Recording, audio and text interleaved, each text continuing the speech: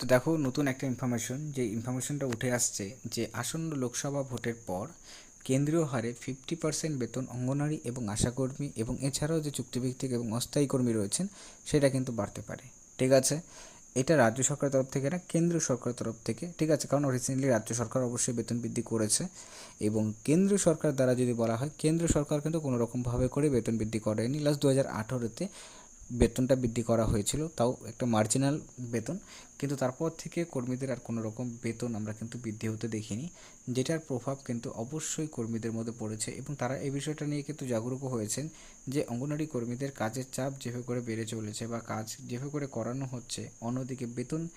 কিন্তু কোনো রকম বৃদ্ধি করা হচ্ছে না। এবং এই নতুন যে বিষয় একটা উঠে আসছে যে প্রি প্রাইমারি, তো প্রি প্রাইমারি বিষয়টাও একটা গুরুত্বপূর্ণ, কারণ প্রি প্রাইমারিতে করতে গেলে পরে কর্মীদের কিন্তু যে চাপটা রয়েছে সেই কাজের চাপ কিন্তু এক্সট্রা তাদের বাড়বে। তো সেদিকে দেখতে গেলে পরে বেতন